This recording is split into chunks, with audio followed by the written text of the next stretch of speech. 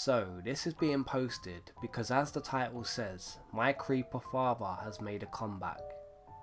At least he attempted to.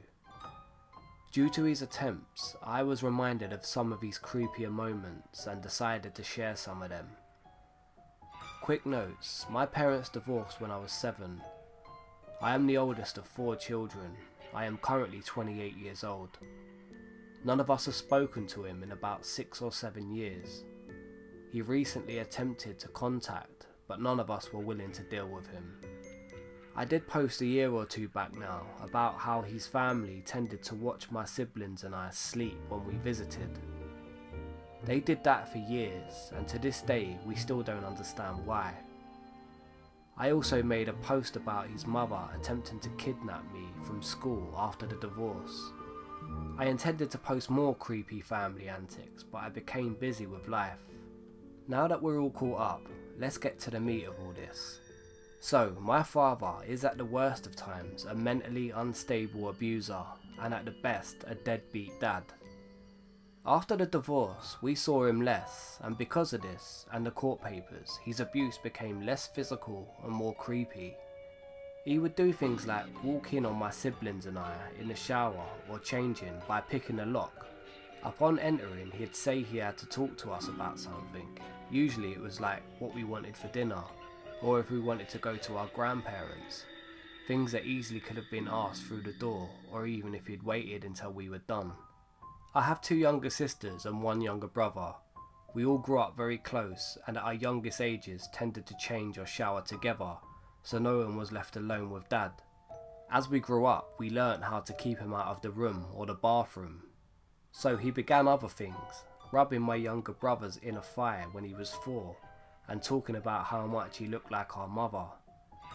Slapping one of my younger sisters on the butt as she went up to accept an award at school when she was 8 or 9. This stuff became pretty normal, despite our visits being sporadic. When he would focus on making life hard for my mum, he would file with a court saying she was keeping us from seeing him, when in actuality, he was never picking us up. When I was 15, we got a call from my father's stepdad informing us that my father was missing. This was news to us at the time because we hadn't heard from him for 3 years. However, my grandpa claimed that my dad talked about seeing us all the time. 2 weeks go by since grandpa called, still no sign of dad. One day my mum picks us all up early from school with the news that dad had been found. We weren't sure how to feel, of course, but that soon changed when mum began to drive to an aunt's house 4 hours away. We realised something must have been going on and asked what was it. Mum said it wasn't the cops who found dad, it was grandpa. He had been found half a mile away from where we were living. His car loaded with hunting equipment, though he didn't hunt. A picture of me and another of my mother. Both of our faces were scratched out and he had been muttering about how to kill us. Apparently grandpa moved dad in his car, took his hunting equipment and then phoned mum about it. The grandpa phoned the cops anonymously to go pick up the crazy man outside a Kmart. The cops magically found dad outside a Kmart under severe mental duress, shouting about someone having taken his hunting bow set and shotgun. Dad didn't have any of that registered, so they didn't know if he had it or not, or if it was just in his head. They take him in. They have no clue about grandpa's involvement. Months later he is released with a bunch full of pills to keep him in check. He never takes them. He is granted continued visitation with us, spends the next few years seeing us even more sporadically, but still filing reports that my mother never lets him see us. Shows up at my brother's middle school when he is 14, attempts to pull him out of class to take him to go see a prostitute. When my brother refuses to go, Daddy Dearest decides to cause a scene and tries to fist fight my little brother. Campus police get involved, and when Dad is questioned he informs them that my brother doesn't respect him because of me. Father is escorted off of campus and banned. We hear nothing from him again for another couple of years. Then he shows up, demands visitation with my siblings, which the court still lets him have. And because I'm over 18 I didn't have to see him. I was already at a friend's house, so my mum told him she'd call me. He said don't bother. He took the other three to see my grandparents. In the midst of berating my three siblings and talking smack about my mother and I, my little sister stands up to him. Support is given by the other two, and my dad returns them to my mother saying I have poisoned them against him. I reach 22, we are called and told his mother is dying. All of us attend, we say goodbye, pay our respects at the funeral and return to school, lives and our jobs. I get married and don't even get a card from him. Both sisters graduate college, he never shows up at their ceremonies. Little brother graduates high school, not even a phone call. Last week he sends 3 out of 4 of us a Facebook message. None of us have him blocked, but we don't have him added either. My brother received a message saying how, you know daddy loves you, and his life has been really hard. I have tried to always be there for you and do what is best. Your mother always stopped me. She and your older sister hate me. Please talk to me so I can tell you how bad my life has been.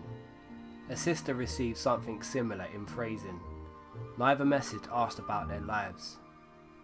In my message, he says he stayed away because of me and my request. That even though I have deprived him of interaction with my siblings, he still loves me and he wants to tell me about his life. He goes on to remind me that the family was broken up because of me. My marriage is briefly mentioned. Oh yeah, and you got married. My life is terrible, you need to message me so I can tell you about it kind of way. When we informed my mother, she told me that she got a call from the state where my dad lived, but didn't answer it because she wasn't home. She hadn't called him back because in honesty, she didn't know the number was his and didn't think about it until we had told her. She listened to the message he left.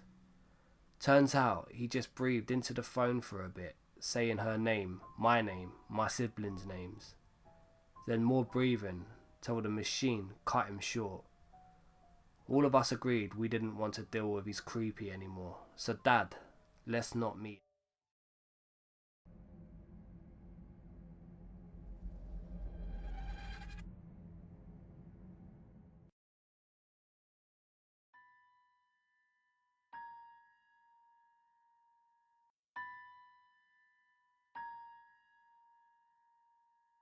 This happened back while I was in college a couple of years ago. Me and my roommate moved into a beautiful apartment our junior year of college. Our parents made it extremely clear that 2 small females living alone together was not ideal for some of the cheaper, shady neighbourhoods close to our college. We attended a college in our state capital, so we were in a city environment and had a certain criteria we had to meet for us to live there and for them to co-sign our leases.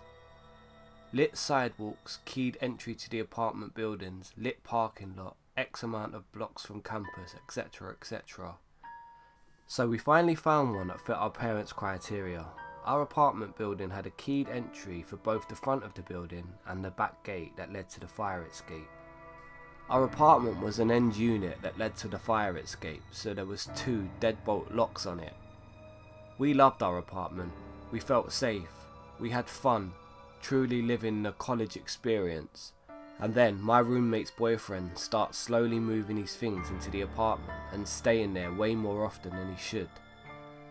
I finally tell my roommate if he wants to stay here and use the water, electric and food I help pay for, then he needs to pay for it too, including our rent. I tell her there's a 3-way split, or I'm only paying for my rent and he can pay for the entire electric, water and trash bill. I think I'm being pretty fair, and even though her boyfriend doesn't have a job, that's not my problem. I work and go to college. Your I don't want to work at McDonald's, yeah, he actually said that, excuse is completely garbage. If you want a place to stay, then to the Golden Arches you shall go, buddy. So instead, my roommate starts sneaking him in really late after I go to sleep, and he leaves on days I'm home. While I'm in class, he's there, then he leaves before I come back. My schedule is extremely routine. Well, he can't have a key, so if my roommate is in class or at work, how is he getting in? He can't take my roommate's key because if he decides to leave halfway through the day, how will she get her key back?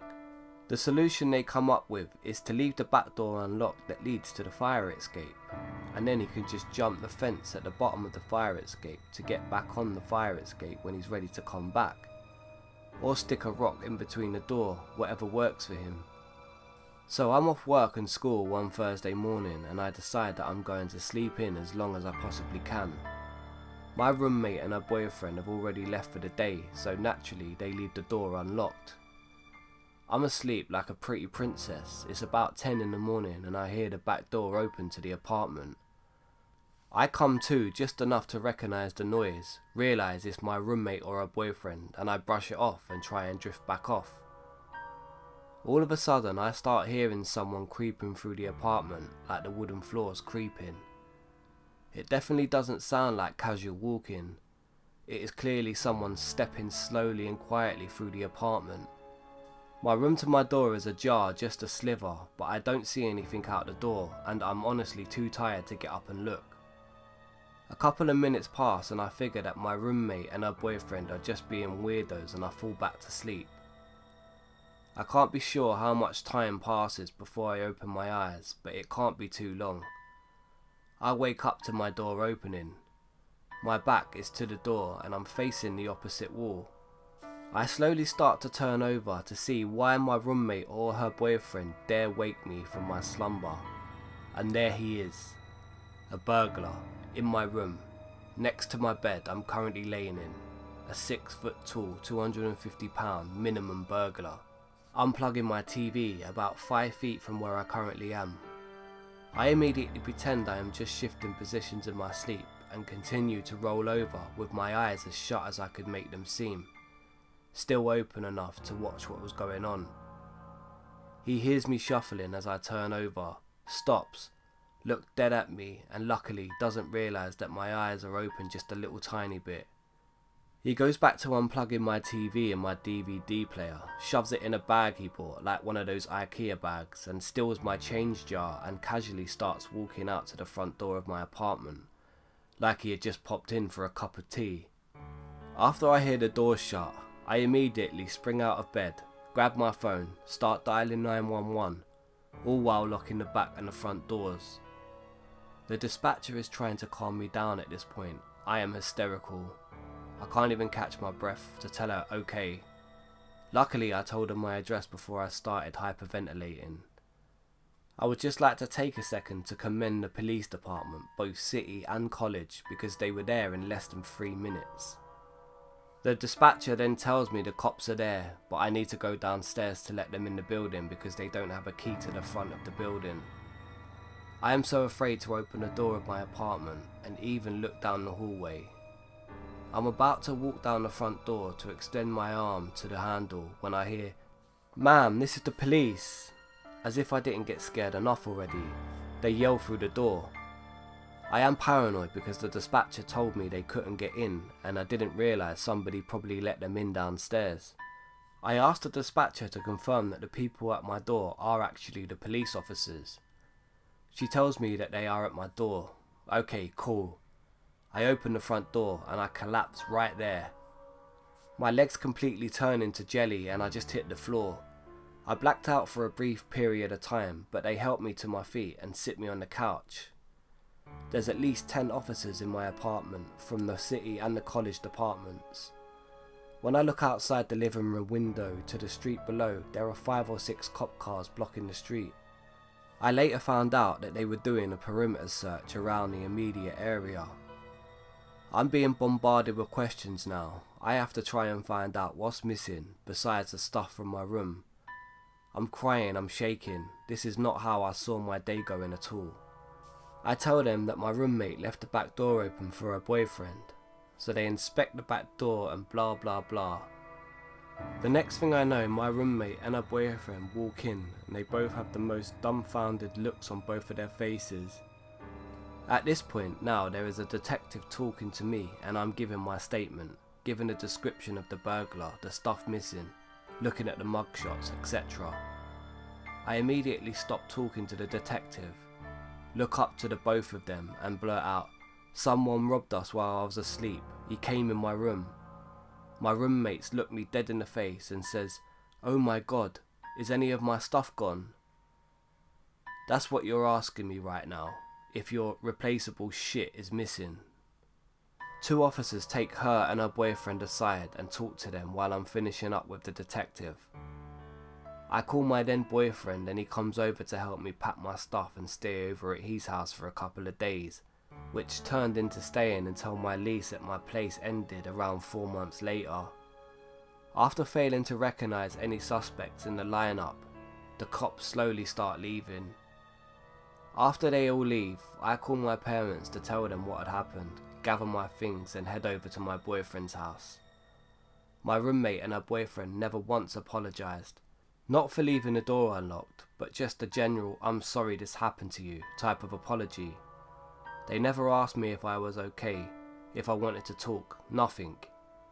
The day my lease ended was the best day of my entire year. I couldn't wait to get away from my roommate, her boyfriend and that apartment. They never found the guy who robbed me that day. I didn't even care about the materialistic things. He robbed me of my safety and my security, and it took a good amount of counselling to get that back. I am also thankful he didn't try to attack me that morning. My friendship with my roommates has tarnished. I haven't spoken to her since. To this day, I don't sleep with my back to the door and I always have a knife under my mattress.